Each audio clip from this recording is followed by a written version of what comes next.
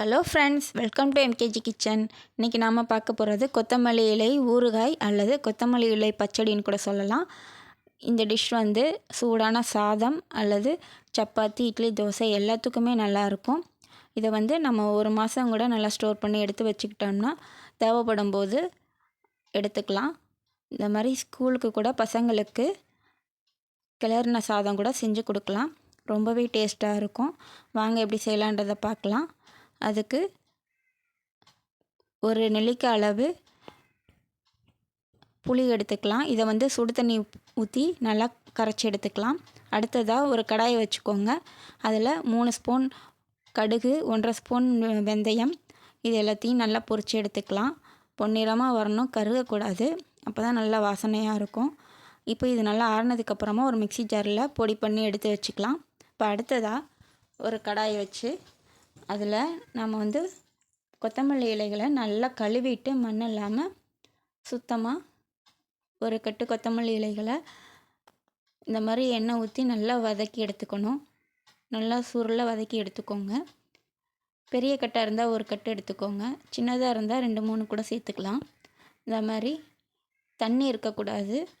ஏன்னா நம்ம ஸ்டோர் பண்ணி வைக்கிறனால தண்ணி எதுவுமே இந்த டிஷ்ஷில் நம்ம சேர்க்கலை. இப்போ நல்லா சுருளை வந்ததுக்கப்புறம் நல்லா ஆற வச்சு ஒரு மிக்சி ஜாரில் இந்த மாதிரி கொரகொரப்பாக அரைச்சிக்கலாம். நைஸாக அரைக்கக்கூடாது. இதையும் எடுத்து தனியாக வச்சுடுங்க. அடுத்ததாக ஒரு கடாயை வச்சுக்கலாம். அதில் கொஞ்சமாக எண்ணெய் விட்டு நாம் ஃபஸ்ட்டு எடுத்து வச்ச புளி கரைசலை கரைச்சி இதில் சேர்த்துக்கலாம். பாருங்கள், புளி மட்டும் நல்லா திக்காக வரணும். சுருண்டு எண்ணெய் தனியாக புளி தனியாக வந்திருக்கு பாருங்கள். இப்போ இதை தனியாக எடுத்து வச்சுக்கலாம். இப்போ அடுத்ததாக ஒரு கடாயை வச்சு இதுக்கு என்ன தாளிப்புன்றதை பார்க்கலாம். அதுக்கு கடலைப்பருப்பு 1/2 கப்பு, உளுந்தம்பருப்பு 1 ஸ்பூன், சீரகம் 1 ஸ்பூன், கடுகு 1 ஸ்பூன், நல்லா முழுசாக ஒரு பூண்டு எடுத்து நல்லா தட்டி போடுங்க. அப்போ தான் நல்லா வாசமாக மணமாக இருக்கும். 4-5 காஞ்ச மிளகாய் சேர்த்துக்கலாம். ஒரு கைப்பிடி கருவேப்பிலை சேர்த்துக்கலாம். பெருங்காயத்தூள், மஞ்சள் தூள், இது எல்லாத்தையும் சேர்த்து நல்லா இதை கருகாமல் பொரித்து எடுத்துக்கோங்க. இப்போ இதை ஸ்டவ்வெல்லாம் ஆஃப் பண்ணிக்கலாம்.